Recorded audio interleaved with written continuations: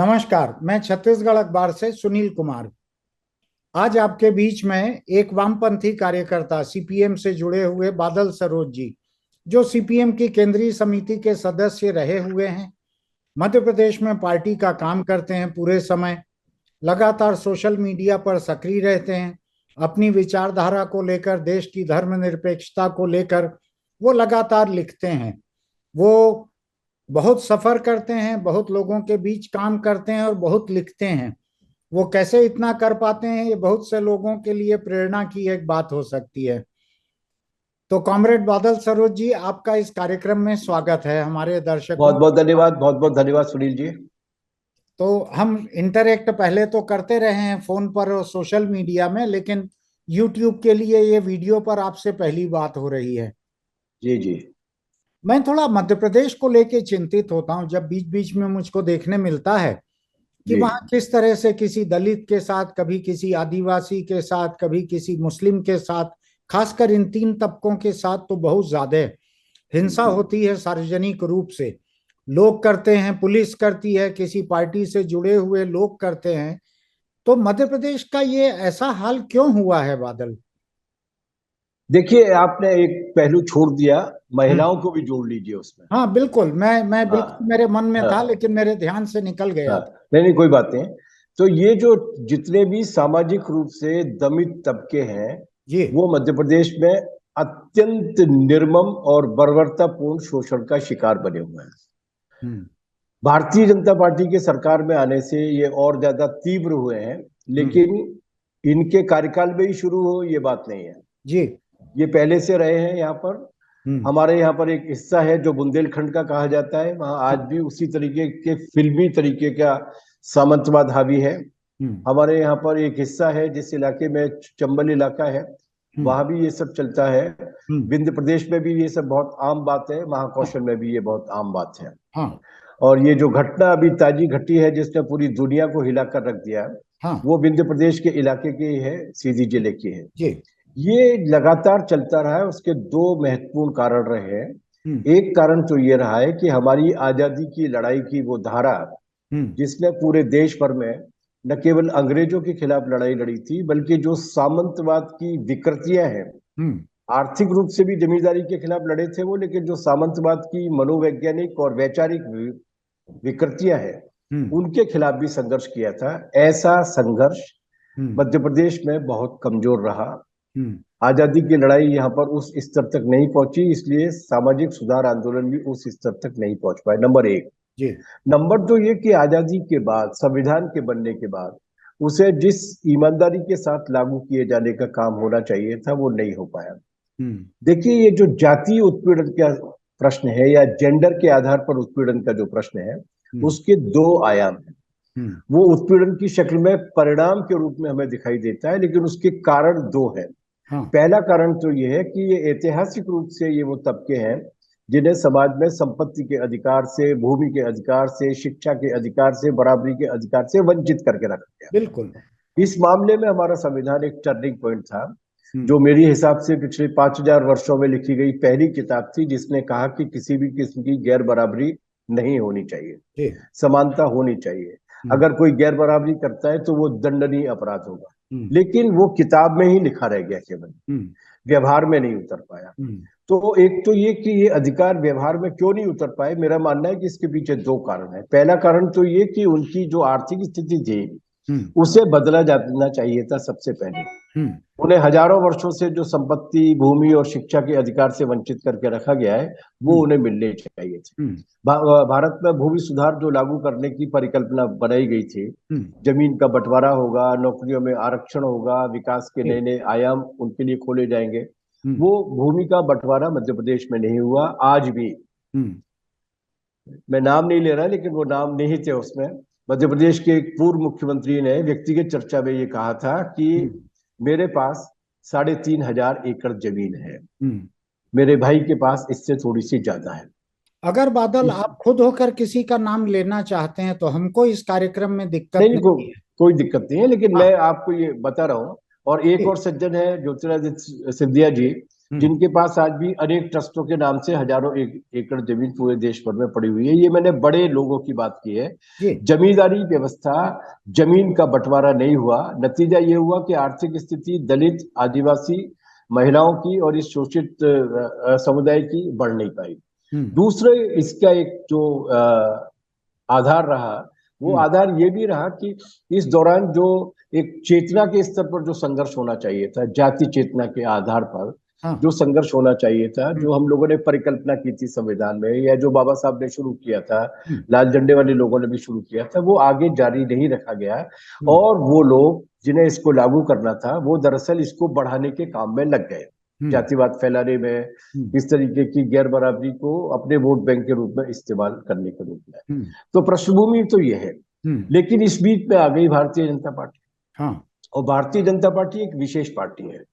वो राष्ट्रीय स्वयंसेवक संघ द्वारा नियंत्रित राजनीतिक दल है। और राष्ट्रीय स्वयंसेवक संघ वैचारिक रूप से इस बात को मानता है, और एक बात माननी चाहिए कि बहुत ईमानदारी के साथ वो इस बात को कबूल करता है कि उसका भारत के संविधान में कोई विश्वास नहीं है। उन्होंने 3 ज्ञापन दिए थे बाबू राजेंद्र प्रसाद जी को, जब वो संविधान सभा के अध्यक्ष थे, कि हमें किसी संविधान के बनाने की कोई आवश्यकता नहीं है। हमारे यहाँ पर 5000 वर्ष पुराना, ये शब्द उनका है, 5000 वर्ष पुराना संविधान मनुस्मृति मौजूद है, उसके आधार पर देश चलाना चाहिए। तो वो वैचारिक रूप से इस बात को मानते हैं कि दलितों को, दमितों को, उत्पीड़ितों को और भी ज्यादा उसी स्थिति में रखना चाहिए। उनका ऐतिहासिक शब्द था कि ये गरीब लोग वैसे ही होते हैं जैसे आप अगर मांस के टुकड़े या रोटी के टुकड़े डाल देते हैं, तो जिस तरीके से कुत्ते और कौवे झपट पड़ते हैं, वैसे ये हैं। इसलिए इन्हें उसी आधार पर रखा जा सकता है जैसे हमारे संविधान में प्रावधान था। तो उनके शासन में आने के बाद से ये लगातार बहुत तेजी के साथ बढ़ा है। और जिसकी सबसे शर्मनाक, निर्लज्ज और भयावह घटना थी जो सीधी के वीडियो के रूप में आई थी। मुझको बादल एक चीज लगती है, आप इसको सबसे भयानक कह रहे हैं, हो सकता है आप कुछ पुरानी घटनाओं को याद अभी नहीं कर रहे हैं। मुझको ध्यान पड़ रहा है, एक किसी को रस्सी से बांध के गाड़ी के पीछे घसीटा गया था, जो हिंसा का इससे ज्यादा ऊंचा दर्जा था, जो ज्यादा बड़ी हिंसा थी। यहाँ तो एक शराब पी के एक ब्राह्मण समुदाय के एक व्यक्ति ने एक आदिवासी के मुंह पर मूत दिया था, लेकिन किसी एक दलित को, आदिवासी को उस तरह से बांध कर गाड़ी के पीछे घसीटना और मार डालना उस तरीके से, ऐसे बहुत सारे मामले मुझको याद पड़ रहे हैं। महिलाओं को उसी तरह से नंगा करना, मारना, पीटना, कई घटनाएं वहां की होते रही हैं इन सालों में। लेकिन आपने ये कहा कि चूंकि ये सिर्फ भाजपा के आने के बाद से शुरू हुआ हो, ऐसा नहीं है। एक वातावरण मध्य प्रदेश में पहले से भी सामंतवाद के हिसाब से चलते आ रहा था। तो भाजपा के आने के बाद वो तेज हुआ है और उसको योजनाबद्ध तरीके से तेज किया गया है। जी। अब मैं यहाँ एक छोटी सी बात बादल समझना चाहता हूँ कि अर्जुन सिंह मुख्यमंत्री रहे, मुझको याद है उनका दौर पूरा। मैं उस वक्त अखबार में काम करना शुरू कर चुका था, और अर्जुन सिंह ने गरीबों की भलाई के 3-4 बड़े काम किए थे, बड़े आर्थिक कार्यक्रम थे। उन्होंने तेंदुपत्ता का राष्ट्रीयकरण किया था, जो जहां बसा है वहीं जमीन का हक दिया था, रिक्शे का मालिकाना हक उन्होंने दे दिया था, एक बत्ती कनेक्शन दिया था। इन कार्यक्रमों को मैं मानता हूं कि ये सामंतवादी मिजाज से परे के कार्यक्रम थे, गरीबों के लिए थे। लेकिन आपको लगता है कि उनका बाकी आचार विचार जो है अर्जुन सिंह का, वो भी इस सामंतवाद को खत्म करने का नहीं था? देखिए, एक बात तो मैं अर्जुन सिंह जी के काम में एक बात और जोड़ दूं कि उन्होंने जितने भी दैनिक वेतन भोगी थे उनको भी एक साथ नियमितीकरण करने का फैसला लिया था, जो आज बड़ा मुद्दा है। छत्तीसगढ़ में भी एक बड़ा मुद्दा है वो। जैसे हमारे यहाँ मध्य प्रदेश में भी अभी ये बड़ा एक मुद्दा है जी। और हालांकि मैं उनका फैन नहीं हूँ, उनके ही कार्यकाल में कम से कम 1 साल 11 दिन की जेल मैंने काटी है, लेकिन उन्होंने एक तरीके से उस जड़ता को तोड़ने की कोशिश की थी। भले ही उसका इरादा उनका ये था कि एक वोट डालने वाला एक समुदाय उनके साथ में आएगा, वोटर बेस तैयार हो जाए। हाँ, लेकिन अगर इस आधार पर वोटर बेस तैयार किए जाते तो बुरा नहीं है, जनता को राहत मिलनी चाहिए। लेकिन उनका व्यक्तिगत आग्रह जो है वो कभी सामंतवाद पर हमला करने का नहीं था। जैसे उन्होंने सारे काम किए, लेकिन जमीन का बंटवारा उन्होंने भी नहीं किया। वो आदिवासियों के बीच में रहे। शिवभानु सिंह सोलंकी जी को भी उन्होंने उप मुख्यमंत्री तक का दर्जा दिया,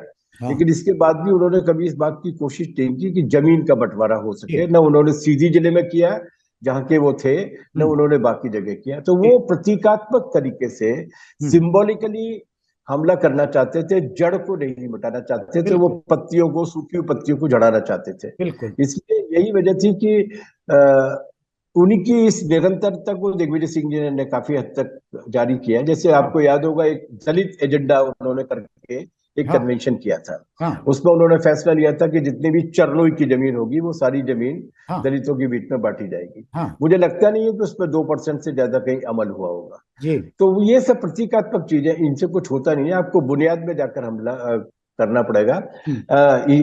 इसलिए नहीं कि ये मेरी पार्टी है, हाँ बल्कि इसलिए कि वो उदाहरण पेश किया केरल, पश्चिम बंगाल और त्रिपुरा, बिल्कुल। जहां पर उन्होंने जमीन का बंटवारा किया तो सामंती उत्पीड़न उस तरीके से वहां पर नहीं पाया जाता। हाँ मुझे आज भी याद है, हाँ। आडवाणी जी जब गृह मंत्री थे इस देश के, हम्म। तब उन्होंने जो रिपोर्ट पेश की थी, उस रिपोर्ट में उन्होंने कहा था कि दलित उत्पीड़न के आधार पर हाँ बलात्कार और घर जलाए जाने की घटनाएं हाँ जीरो हुई हैं पश्चिम बंगाल के अंदर। हाँ तो आपको अगर वो सामर्थ्य देनी है तो उसके लिए एक पॉलिटिकल विल होनी चाहिए, हाँ उसके लिए एक राजनीतिक इच्छा शक्ति होनी चाहिए, हाँ। और उसके लिए थोड़े से साहस की आवश्यकता भी होती है। वो साहस इस मध्य प्रदेश में जिन्हें दिखाना था उन्होंने नहीं दिखाया, हम्म। उसको उलटने का दुस्साहस जरूर आज के दौर में दिखाया जाए।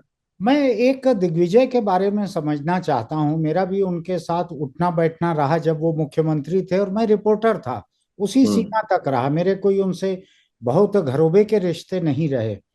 लेकिन मैं देखता हूं उनका आरएसएस के खिलाफ एक बड़ा घोषित एजेंडा है। बहुत आक्रामक रहते हैं वो, और लड़ते रहते हैं आरएसएस से।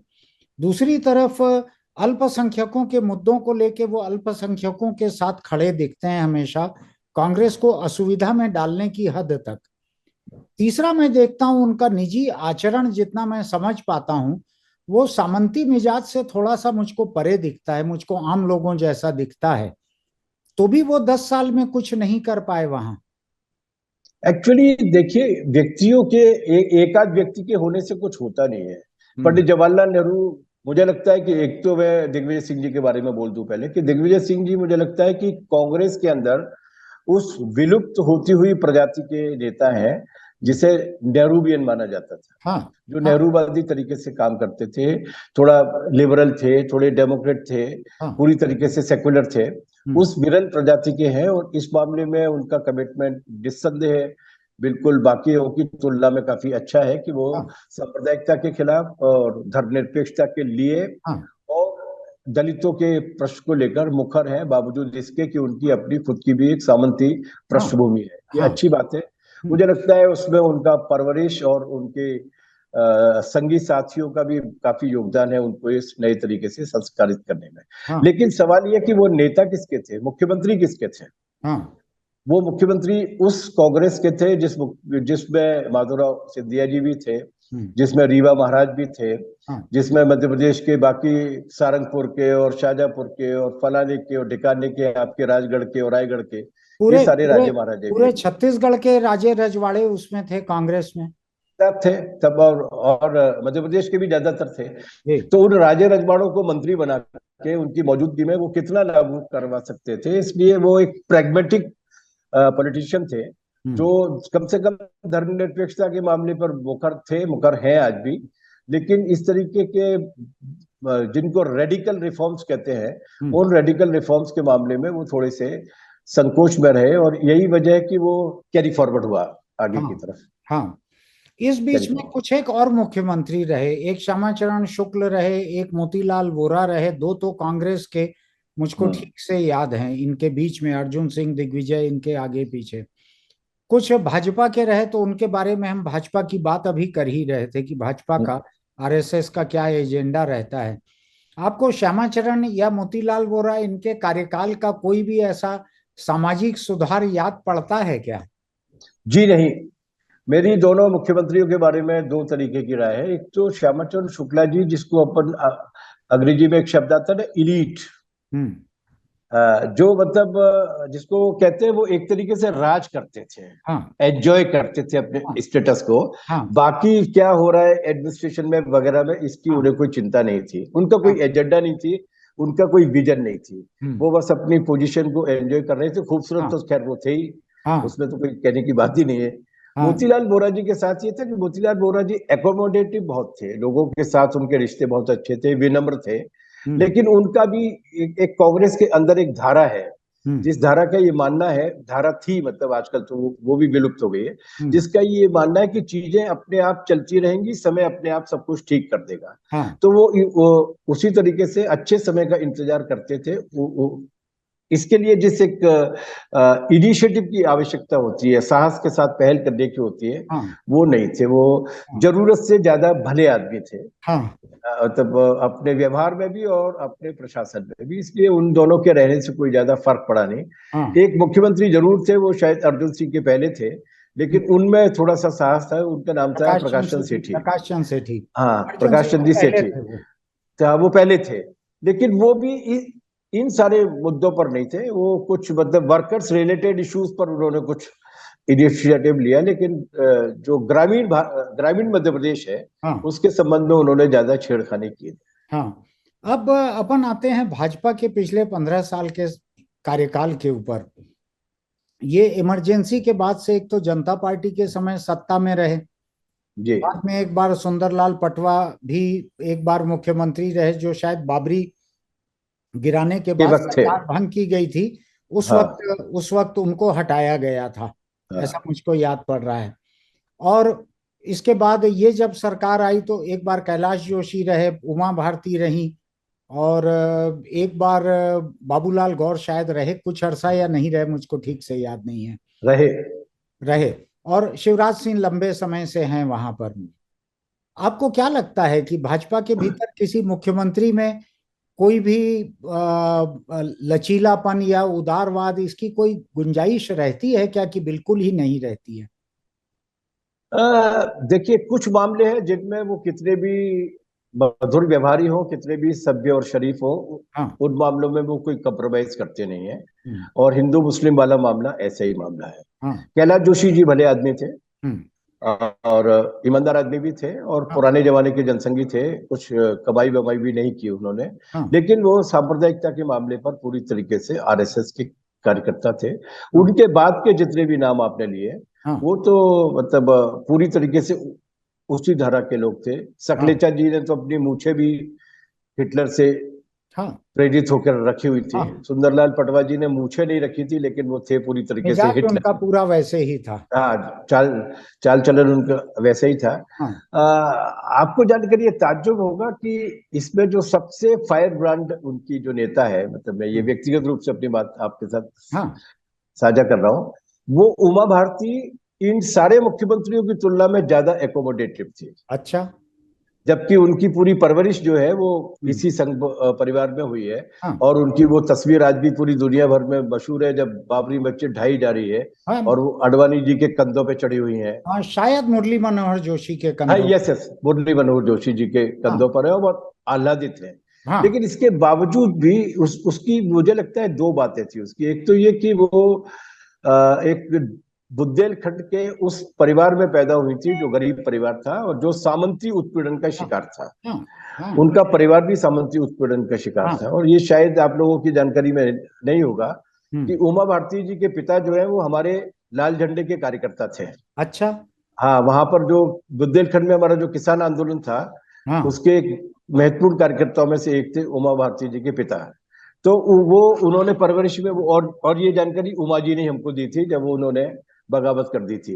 अच्छा। तो उस आधार पे उमा भारती का एक थोड़ा सा डिफरेंट एटीट्यूड था, और उन्होंने बावजूद इसके कि अपने घर को उन्होंने मंदिर बना दिया था, मुख्यमंत्री निवास को श्यामा गाय पाल ली थी वगैरह वगैरह। मुख्यमंत्री की मेज को वहां पर प्रतिमा मालाएं मेज के ऊपर था ऑफिस हाँ, हाँ हाँ हाँ, ये सब कुछ करने के बाद भी उन्होंने उस तरीके से राज को नहीं चलाया जैसे शिवराज सिंह चौहान जी चला रहे हैं। अच्छा। शिवराज सिंह जी चौहान के राज की दो तीन विशेषता है।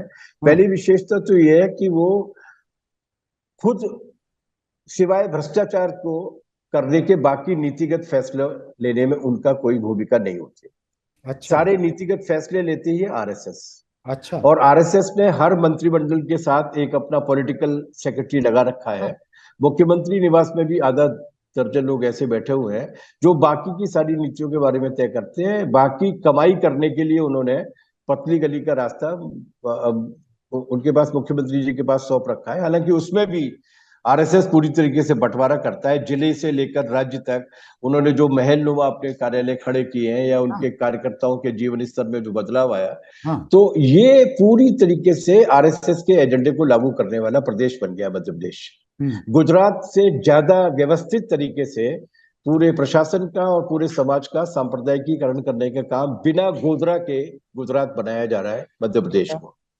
और उसमें शिवराज सिंह चौहान एक टूल की तरह, एक मोहरे की तरीके से इस्तेमाल हो रहे हैं, और वो बहुत ही वफादार मोहरे की तरीके से इस्तेमाल हो रहे हैं। इसका मतलब ये नहीं है कि वो इस विचारधारा में विश्वास नहीं करते, वो करते हैं, लेकिन उससे भी ज्यादा इसको और भी कड़ाई से लागू करने वाला एक पूरे का पूरा गिरोह उनके आसपास है, जिसे कहते हैं ना, वो किचन कैबिनेट कहना ठीक नहीं है, एक पूरे का पूरा गैंग उनके आसपास।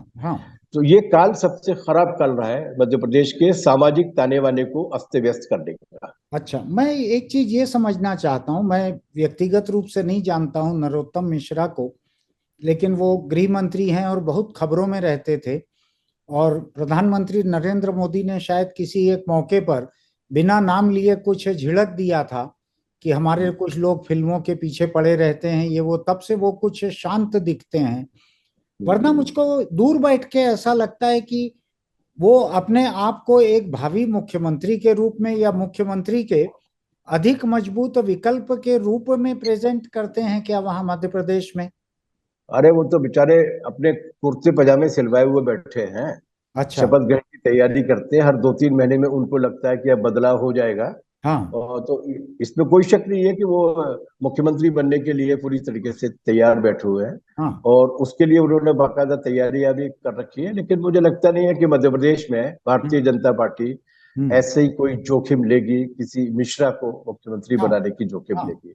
लेकिन दूसरी बात यह है कि वो जिसको कहते हैं ना, more loyal than the king, साबित करने के चक्कर में रहते हैं। और आजकल इन सबका जो प्रतिद्वंदी, मतलब इन सबका जो मॉरल है, जिस जिस पैमाने को लांग कर आरएसएस का वफादार साबित करना है अपने आप को, वो है योगी आदित्यनाथ जी। अच्छा। तो हर आदमी योगी आदित्यनाथ से ज्यादा ऊंचे सुर में बोलना चाहता है। कई बार शिवराज सिंह भी कोशिश करते हैं, नरोत्तम मिश्रा उनमें से एक। वो हर फिल्म का गाना गाने में 15 सेकंड के परिधान में किसने क्या पहना है, इस सब को लेकर लगातार कुछ न कुछ टीका टिप्पणियां करते रहते हैं। उसकी वजह से उन्हें लगता है कि वो लाइमलाइट में आ जाते हैं, चर्चा में आ जाते हैं। और हमारी फिल्म इंडस्ट्री वाले भी अपनी दुकान चलाने के लिए कई बार उनकी बात को मान लेते हैं, तो लगता है कि जैसे वो बहुत ताकतवर है। लेकिन दरअसल वो कम्युनलाइजेशन के एजेंडे को आगे बढ़ाने की कोशिश करते हैं। और इस चक्कर में योगी आदित्यनाथ बनने और आरएसएस का ब्लू आइड बॉय बनने के चक्कर में उन्होंने बहुत खराब माहौल किया है। एक चीज छोटी छोटी अफवाहों के आधार पर, जैसे दमोह में एक स्कूल को बंद कर दिया गया, अफवाहों के आधार पर भी वो ऐसी कार्रवाई करते हैं सिर्फ कम्युनल पोलराइजेशन के लिए। बहरहाल वो तो आपने बिल्कुल सही कहा कि वो खुद भी चाहते हैं कि शिवराज सिंह जी की छुट्टी हो, वो केंद्र में जाए और वो आए।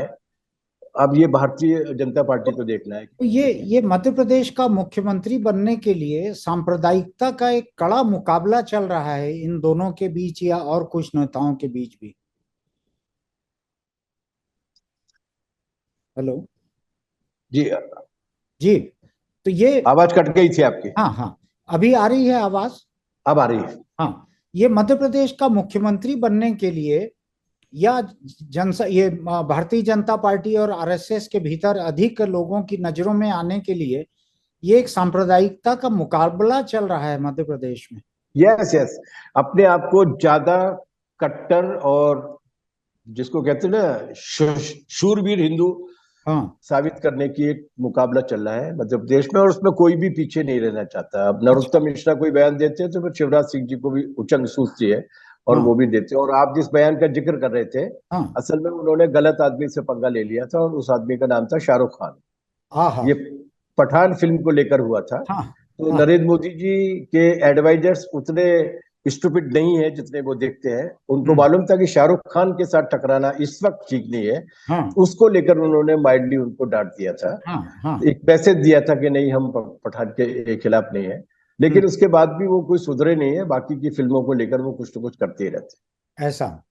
तो अब मुझको एक बात बतलाइए बादल, की जो प्रशासन है मध्य प्रदेश का, क्या वो इस कदर लाचार हो गया है कि इतनी हिंसा हो रही है, इतनी दलित प्रताड़ना हो रही है, आदिवासियों को मारा जा रहा है, महिलाओं पे जुल्म हो रहा है। काम तो अफसर कर सकते हैं अगर वो करना चाहें तो, लेकिन क्या हौसला नहीं बचा है प्रशासन में? हौसला तो नहीं बचा है इस देश की नौकरशाही में, लेकिन मध्य प्रदेश का मामला थोड़ा अलग भी है। हम्म। मध्य प्रदेश में कलेक्टर और एसपी की पोस्ट पर हम्म। अभी 2-3 साल पहले मैंने आंकड़ा इकट्ठा किया था, 50% से ज्यादा ऑफिसर्स प्रमोटी ऑफिसर्स हैं। हाँ। ये वो प्रमोटी ऑफिसर्स हैं जो कभी न कभी इन लोगों की गुड बुक्स में रहे, इनकी राजनीतिक रूप से साथ में रहे, और इनका रिटायरमेंट भी 4-5 साल बाद होना है। तो हम्म। वो अपना समय काटते हैं और इनके कंड्यूट के रूप में, इनके डोली के कहार के रूप में वो काम करने के लिए तैयार होते हैं। एक बड़ा हिस्सा उनका है, हम्म। उन्हें उनके एजेंडे पर काम करना है। हम्म। दूसरा एक बड़ा एजेंडा इस देश की नौकरशाही का ऐसा है जिसने इस बात को समझ लिया है हम्म। कि अब अगर भाजपा शासित राज्यों में हमें अगर रहना है, हम्म। राज्यों में, तो हमें इनके साथ चाकरी करनी पड़ेगी। अभी कुछ दिन पहले सतना का कलेक्टर हम्म। और वहां की म्यूनिसिपल कमीशन म्यूनिसिपल का जो कमिश्नर था, हाँ। वो दोनों लोग आरएसएस के कार्यक्रम में ध्वज प्रणाम की मुद्रा में दिखाई दिए, जबकि ये काम उनका नहीं था। अच्छा। हमारा एक कलेक्टर था जिस कलेक्टर ने बाकायदा भाषण देते हुए, बीजेपी के कार्यक्रम में भाषण देते हुए, अब की बार शिवराज सरकार, अब की बार मोदी सरकार की बात कही थी। और जब उन्हें कटघरे में खड़ा किया गया, जब उनसे पूछा गया, तब उन्होंने कहा मैंने तो ये कहा था कि अच्छी सरकार है और अच्छी सरकारें चुनी जानी चाहिए। तो एक बड़े हिस्से को इन्होंने अपने साथ फॉर वेरियस रीजंस अपना राजनीतिक वफादार कार्यकर्ता बनाया हुआ है। लेकिन इससे भी बड़ा एक सेक्शन, हाँ। और वो बड़ा सेक्शन वो है जिसे इन्होंने अपने भ्रष्टाचार का अच्छा। पार्टनर बनाया हुआ है। अच्छा। तो वो पार्टनरशिप कर रहे हैं। अब जब पार्टनरशिप कर रहे हैं तो फिर पार्टनरशिप में वो जो अंबानी और हिंदुत्व का, अडानी और हिंदुत्व का जो पार्टनरशिप है, वो भी हाँ। तो इलॉजिकल है ना। हाँ। कायदे से तो कॉरपोरेट कैपिटलिज्म को हाँ। सांप्रदायिकता या सांप्रदायिकता की हिंसा के खिलाफ होना चाहिए, हाँ। क्योंकि ये बैकवर्ड सोच है। हाँ। लेकिन उनकी कमाई चल रही है तो क्या बैकवर्ड क्या फॉरवर्ड। उसी हाँ। तरीके से ये आईएएस भी जो ट्रेंड है, वो अपनी सारी ट्रेनिंग भूल भाल के अब हम्म। पूरी तरीके से कमाई के काम में लगे हुए हैं। आप भी कमाइए, हम भी कमाइए। और मेरे पास इस बात की पुष्ट जानकारियां हैं हम्म। जिसमें मंत्री और आईएएस ऑफिसर्स के बीच में बंटवारे को लेकर लगभग वैसी ही बातें होती है, उसी भाषा में, उसी तेवर में, जिस तरीके से दुकान के पार्टनरशिप के लोग बाग लड़ते हैं। तो एक पॉलिटिकल लीडरशिप का जो ग्रेस होना चाहिए, पॉलिटिकल लीडरशिप की जो अथॉरिटी होनी चाहिए, हम्म। वो खत्म हो गई है, क्योंकि उनको मालूम है कि आप बेईमानी कर रहे हैं, उस बेईमानी में से उनके पास भी पैसा जा रहा है। तो मध्य प्रदेश की नौकरशाही की इस बुरी हालत के ये 3 कारण है। वो अब पार्टनर भी। अब जी, अब एक जी। चीज मैं समझना चाहता हूं कि पिछली बार कांग्रेस बड़ी थिन मेजॉरिटी से सत्ता में आई थी, हाँ। और जैसा कि इस देश में आज का माहौल है, थिन मेजॉरिटी वाले किसी की हिफाजत नहीं है, कुछ कोई महफूज नहीं है। तो कांग्रेस उस समय निपट गई उसमें, हाँ। और सरकार पलट गई। हाँ। आपको क्या लगता है कि कांग्रेस पार्टी जो है वो किसी तरह की पॉलिटिकल इलेक्टोरल रिकवरी के मोड में है, या उसका भी यही बदहाल हो गया है, उसका कोई ठिकाना नहीं रह गया है मध्य प्रदेश में? चुनावी हिसाब से मैं आपका अंदाज जानना चाहता हूं। देखिए, इस बात को दूसरी तरीके से देखने की आवश्यकता है। जी। कांग्रेस जीतेगी कि नहीं जीतेगी, प्रश्न ये है ही नहीं। हम्म। जनता बीजेपी को हराना चाहती है, हम्म। और जनता भाजपा को निर्णायक तरीके से हराना चाहती है मध्य प्रदेश में। ये आज की तारीख में इस मध्य प्रदेश की ओवरवेलमिंग मेजोरिटी का सोचना है। ठीक। एक बात। ठीक। दूसरी बात जो मैंने नोट की, और ये मैंने आदिवासी इलाकों में नोट की, कि हम्म। आदिवासियों का ये कहना है कि इस बार ऐसा नहीं करना चाहिए कि ये खरीद ले लोग। हाँ। मतलब इस बार ताकतवर मेजोरिटी के साथ इन्हें हराया जाना चाहिए। अच्छा। तो अच्छा। लोग बीजेपी को हराना चाहते हैं। हम्म। कांग्रेस जीत जाएगी, हम्म। लेकिन इसका मतलब ये नहीं है कि वो कांग्रेस को जिताना चाहते हाँ। हैं। इस बात में एक फर्क है। हाँ, फर्क इसलिए कि कांग्रेस कोई वैकल्पिक एजेंडा लेकर नहीं आ रही है। अभी 2 महीने से सक्रिय वो लोग देख रहे हैं कि वो 1,000 दे रहा है तो हम 1,500 देंगे, गैस सिलेंडर को कम करेंगे, अच्छी बात है, वेलकम स्टेप्स है। लेकिन वो अभी भी केवल उनको काउंटर करने वाला ला रही है। वो क्या वैकल्पिक एजेंडा लेकर आ रहे हैं ये अभी तक नहीं गए हैं। तो ये कांग्रेस की जीत नहीं होने वाली जो मध्य प्रदेश में होने वाली है, ये शिवराज की या भाजपा की हार रहेगी। शिवराज और भाजपा दोनों की हार होने वाली है। पिछली बार शिवराज की वजह से ये जीत गए थे, पिछली से पिछली बार, लेकिन अब की बार शिवराज भी डुबोएंगे और ये खुद भी डुबोएंगे। अब मुझको एक चीज आप समझाइए कि दिग्विजय बहुत सेकुलर हैं, ऐसा वो साबित भी करते हैं, हर नाजुक मौके पर साबित करते हैं। लेकिन दिग्विजय की पार्टनरशिप वाली जो कमलनाथ की कांग्रेस चल रही है वहां पर, जिसमें दोनों साथ बताए जाते हैं मजबूती से, वो शिवनाथ की सरकार तो बीच में कोई बजरंग दल जैसे किसी संगठन वगैरह का कोई कांग्रेस में विलय हुआ या ऐसी कोई घटना मुझको याद पड़ रही है। दूसरा, बजरंग सेना। दूसरा मुझको याद पड़ता है कि मैं कमलनाथ की ऐसी तस्वीरें कम देख पाता हूं जिसमें वो पूजा करने जाना रहे हों, धोती पहने हुए, पीले कपड़े पहने हुए, माथे पे कुछ लगाए हुए, चंदन वगैरह या दूसरा तिलक, पूरे वक्त वो वैसे ही दिखते हैं। तो ये कांग्रेस के हिंदुत्व का मुकाबला हो रहा है क्या बीजेपी के हिंदुत्व से, कि कांग्रेस का हिंदुत्व केवल इनकी अपनी राहत के लिए है, खुद के लिए? देखिए, कमलनाथ और कांग्रेस का एक बड़ा हिस्सा जिसके कमलनाथ नेता है, वो ये मानकर बैठा है कि वो शकुनी के पासों से खेलकर जीत सकते हैं। ये समझदारी गलत है। आप किस धर्म में आस्था रखते हैं, किस धर्म में आस्था नहीं रखते हैं, ये आपका व्यक्तिगत मामला है, उसको होने दीजिए। लेकिन कमलनाथ थोड़ा सा ज्यादा डेस्परेट है, वो ज्यादा हड़बड़ी में है। तो बजरंग सेना का भी दल बदल उन्होंने अपने यहाँ पर करा लिया। ऐसा कोई मौका नहीं छोड़ते जब वो मंदिर नहीं जाते हो। मंदिर जाना चाहिए लेकिन व्यक्तिगत रूप में जाए। बीच में उन्होंने सारे कांग्रेस कार्यालयों को निर्देश दिया था कि वो हनुमान चालीसा का पाठ करें, पाठ करें।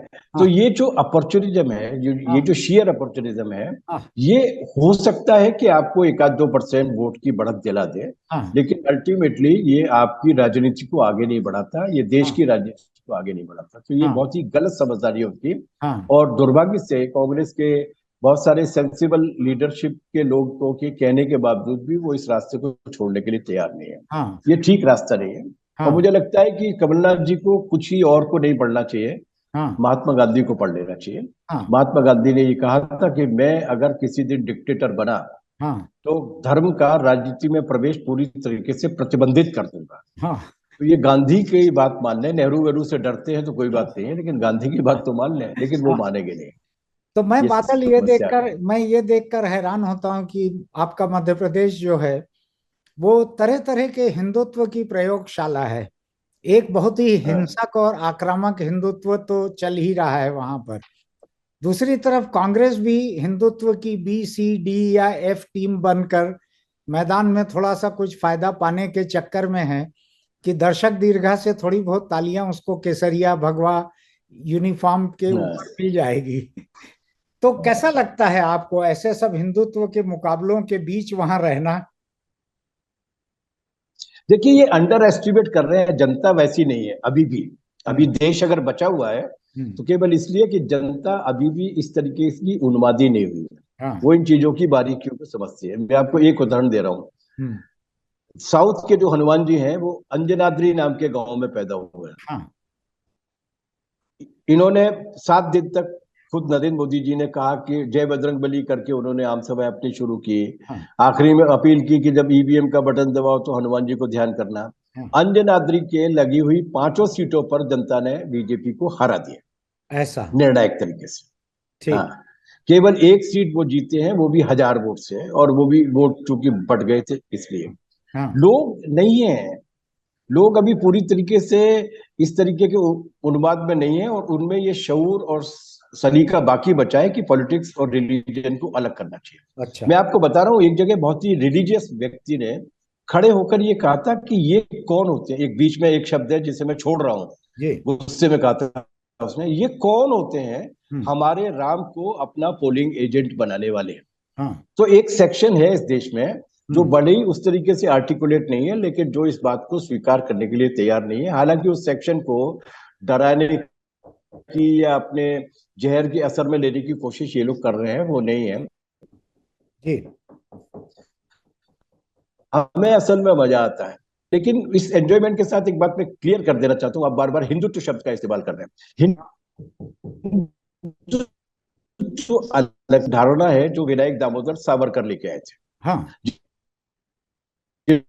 उन्होंने खुद अपनी किताब में लिखा था कि मेरा हिंदुत्व का हिंदू धर्म की परंपराओं से कोई रिश्ता नहीं है। जी। तो इस हिंदुत्व के साथ लोग नहीं है, लोग स्वाभाविक रूप से हिंदू धर्म के साथ हैं। हाँ। लेकिन इसके बाद भी वो ये मानते हैं कि हिंदू धर्म का इस्तेमाल करके बीजेपी ने उसको नुकसान पहुंचाया। मैं एक और बात की ओर आपका ध्यान जी। आकर्षित है जो मुझे लगता है कि इम्पोर्टेंट है, कि हाँ। बीजेपी हिंदुत्व के नाम पर मनुस्मृति के राज को लाना चाहती है। जी। और वो इतने कौशल और इतनी प्लानिंग के साथ काम कर रही है। इसका रिसेंट एग्जाम्पल मैं दे रहा हूँ। ये जिस आदिवासी युवा के सर पर वो पेशाब करने की जो घटना घटी, जी। वो पंडित केदार शुक्ला हाँ। विधायक जी के हाँ। प्रतिनिधि हैं, उनका नाम नरेश डी शुक्ला शुक्ला। है। हाँ। मैं ये कहना चाहता था कि ये जो कांड हुआ है सीधी में, जी। वो करने वाला शुक्ला, हाँ। जिसका वो प्रतिनिधि है वो शुक्ला, हाँ। जिस गृह मंत्री की विफलता है वो मिश्रा, मिश्रा। जिस पार्टी के कार्यकर्ता ने किया है वो शर्मा। हाँ। लेकिन इन तीनों में से, चारों में से किसी ने माफी नहीं मांगी। हाँ। पैर धोने की जिम्मेदारी दी जाती है शिवराज सिंह चौहान को, जो हाँ। मनु के हिसाब से शूद्र है। हाँ। तो मतलब वो अपनी मनुस्मृति में, अगर उनको आदिवासियों के वोटों को बिखरने से रोकना है तो मुख्यमंत्री से पैर धुलवा रहे हैं। लेकिन भारतीय जनता पार्टी का अध्यक्ष, जिसके कार्यकर्ता ने ये किया है, वो खेद व्यक्त करने के लिए भी तैयार नहीं। तो ये जो एक नरेटिव है जिसमें वो उच्च वर्ण की जातियों को ये संतुष्ट करना चाहते हैं कि नहीं, चिंता की बात नहीं है, हम तुम्हारे साथ हैं, वो नरेटिव है। और यही वजह है कि एक तरफ शिवराज सिंह पैर धो रहे थे, दूसरी तरफ 4 दिन के अंदर शिवपुरी में एक बिल्कुल। दलित नौजवान को मैला खिलाया गया, जिसकी हाँ। वजह से उसने आत्महत्या कर ली। हम्म। उसी इलाके में एक दलित को तलवे चाटने के लिए मजबूर कर दिया गया। हाँ। उसी इसके साथ इसी मध्य प्रदेश में जूते में पानी भर के पिलाया गया। हाँ। ऐसी लगातार घटनाएं मध्य प्रदेश में घट रही हैं, हाँ। जिनके बारे में कोई बोलने के लिए तैयार नहीं है। तो ये जो नई फेज शुरू हुई है, मतलब अपर कास्ट और जो लैंडेड कास्ट है उसके वर्चस्व की, हाँ। उसका अब एक जो बहुत भयावह रूप है वो दिखने लगा है। इसीलिए मैंने कहा था कि ये ज्यादा भयानक है सिर्फ दिखने में नहीं, बल्कि इसका जो असर होने वाला है व्यापक तरीके से उस। यहाँ पे दो बातें उठती है बादल, आपने जो कहा है उससे। एक तो मुझको लगता है जो 3 या 4 घटनाएं आपने बताई हैं, इसमें से किसी एक घटना में कम से कम हमलावर मुस्लिम भी थे। नहीं, मेरी जानकारी में नहीं है। मेरी जानकारी में है कि इसमें से कम एक घटना में मुस्लिम थे हमलावर। रहे होंगे वो हाँ। ये लेकिन वो अकेले, जब हम जाति व्यवस्था की अकेले बात तो कर रहे नहीं हैं। किया होगा क्योंकि जी। और दूसरा है? दूसरा दूसरा एक चीज को मैं समझना चाहता हूं, जो आपने कहा है उसको थोड़ा मैं अधिक गंभीरता से समझना चाह रहा हूं। आपने तो कह दिया है कि एक शुक्ला विधायक का शुक्ला प्रतिनिधि, उसने आदिवासी के मुंह पर पेशाब की, और शर्मा शायद भाजपा अध्यक्ष हैं वहां के, और नरोत्तम मिश्रा वहां के गृह मंत्री हैं। इनमें से किसी ब्राह्मण ने, किसी सवर्ण ने माफी नहीं मांगी। और शिवराज सिंह जो कि ओबीसी में आते हैं, जो मनुस्मृति के हिसाब से शूद्र हैं, उन्होंने पैर धोए उनके। तो क्या ये अनायास है, या ये भाजपा के आरएसएस के भीतर जाति व्यवस्था का एक सोचा समझा काम है? ये सायास है, ये प्लानिंग के साथ किया गया काम है, क्योंकि अभी 4 महीने बाद चुनाव होने वाले हैं। आदिवासी बिखर सकते हैं, इसलिए उनको मनाना है, कुछ न कुछ नाटकीय तरीके से पाखंड करना है। लेकिन पाखंड करने में भी पटकथा के लेखक ये सावधानी बरतते हैं कि उसमें कहीं कोई ऐसा संदेश न जाए जिसकी वजह से ये लगे, जैसे शिवराज सिंह चौहान जी ने एक ब्राह्मण संरक्षण आयोग बनाया है मध्य प्रदेश में। हाँ। अभी तक दलित, दमित और शोषित जातियों के लिए आयोग बनते थे, अभी उन्होंने ब्राह्मण संरक्षण आयोग बनाया। हाँ। वो क्लियर कट मैसेज देना चाहते हैं कि ठीक है यार, वो शिवराज ने मांगी है माफी, हमने थोड़ी मांगी है माफी। वो कंसोलिडेट करना चाहते हैं। ऐसा मुझको उसकी एक वजह और लगी कि उसके एक दिन के बाद नरेंद्र मोदी का छत्तीसगढ़ में कार्यक्रम था, और छत्तीसगढ़ में 1/3 आबादी आदिवासियों की है। तो मुझको लगता है कि आदिवासियों के बीच छत्तीसगढ़ में ये बड़ा बड़ा मुद्दा ना बने कि आप वहां बगल के राज्य में मूत रहे हो, पेशाब कर रहे हो आदिवासी हाँ। के चेहरे पर। इसलिए भी शायद डैमेज कंट्रोल करने के लिए शिवराज सिंह ने तेजी से बारात बुलाकर, तेजी से वो करके, और तेजी से वो उसको सुदामा बना के खुद कृष्ण भी बन गए वो बहुत तेजी से। बनाया सुदामा ही उसको। बनाया उसको सुदामा ही, और अपने हाथों खुद कृष्ण बन गए। ये डैमेज कंट्रोल तो है ही। हम्म। और वो केवल मध्य प्रदेश के लिए नहीं, आसपास के पूरे देश भर में उसकी बहुत खराब रिएक्शन हुई है। डैमेज कंट्रोल तो है ही, लेकिन डैमेज कंट्रोल के साथ साथ वो अपने काम को भी जारी रखना चाहते हैं। मणिपुर में क्या हो रहा है, हाँ मणिपुर की भी तो रिएक्शन आसपास के राज्यों में हो रही है। हाँ लेकिन बिल्कुल। इसके बाद भी वो दृढ़ता के साथ कुकी आदिवासियों के नरसंहार को जारी रखना चाहते हैं। हाँ ये संदेश देना चाहते हैं कि कुछ भी हो जाए हम डरेंगे नहीं। हाँ। दोनों काम एक साथ कर रहे हैं। लेकिन बादल, एक चीज मुझको बताइए कि कई तरह की समाजवादी पार्टियां देश में हैं, वामपंथी सरकार में चाहे ना हो, समाज में तो वामपंथी अभी बाकी हैं। हाँ आपके जैसे लोग गिने चुने होंगे लेकिन हैं। हाँ। और बहुत से स्टूडेंट्स भी हैं, जेएनयू के होंगे, जामिया के होंगे, दूसरी जगहों के स्टूडेंट्स भी हैं।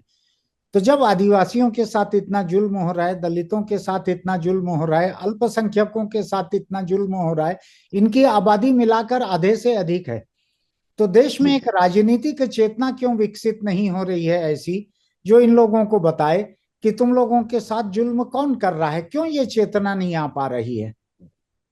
इसके दो पहलू है। पहली चीज तो ये कि ये वामपंथी, ये पढ़े लिखे स्टूडेंट्स और ये नौजवान ऐसे हर घटना के बाद होने वाले प्रतिरोधों के सबसे आगे कतार में वो ही रहते हैं। हाँ जिस जिले की आदिवासियों की समस्या के बारे में आप बात कर रहे हैं, उस जिले में और उसके पास के शेड्यूल जिले में जी। हजारों एकड़ जमीन पर आदिवासियों का कब्जा कर। तो इसलिए ये ऐसा नहीं है कि ये घटनाएं अनदेखी हो जाती है, इनको हाँ लेकर प्रतिरोध होता है और वो उस प्रतिरोध को लॉजिकल कंक्लूजन तक पहुंचाया जाता है। हाँ मुझे याद है पिछले 15-20-25 साल में हम लोगों ने आदिवासी उत्पीड़न के कम से कम 3-4 मामलों में बड़े पुलिस ऑफिसर्स को भी जेल की सजा कराने में कामयाबी हासिल की है। जी। ये हो गया एक पहलू कि प्रतिरोध जीवित है, हाँ लगातार जारी है। हाँ। दूसरा पहलू ज्यादा महत्वपूर्ण है कि इस सब के बावजूद इनका पॉलिटिकल कंसोलिडेशन उस तरीके से क्यों नहीं हो पा रहा। हाँ क्यों फिर ये कमल के ठप्पे पे ही लगाए हाँ जाते हैं या हाथ के पंजे पे लगाए जाते हैं। हाँ ये एक, जिसको अंग्रेजी में कहते हैं, ये एक $100 क्वेश्चन है। हाँ और उस $100 क्वेश्चन को हम भी हल करने की कोशिश में हैं। हमें हाँ लगता है कि एक पॉलिटिकल इन्फ्लुएंस को कायम करने के लिए हाँ संघर्ष और प्रतिरोध के अलावा भी कुछ करना चाहिए, हाँ। जिसे हम करने की कोशिश कर रहे हैं। आप चेक गुवेरा की फोटो, आप चेक गुवेरा की फोटो के नीचे बैठ के डॉलर करेंसी का इस्तेमाल कर रहे हैं, उनकी आत्मा पीछे छटपटा रही होगी। तो बादल, आपसे बातचीत उनकी बहुत आत्मा दिलचस्प निश्चित। रही। ये थैंक बातचीत यू। खत्म करने का दिल नहीं कर रहा है, लेकिन बहुत दिलचस्प बात भी हमको खत्म करनी पड़ रही है। आप कुछ बेचैन दिख रहे हैं उठने को या दूसरे बहुत बहुत काम में शुक्रिया। लगने को। हम फिर मिलेंगे कुछ बातों को लेकर, तब तक के लिए अवश्य अवश्य। जी शुक्रिया। Thank you.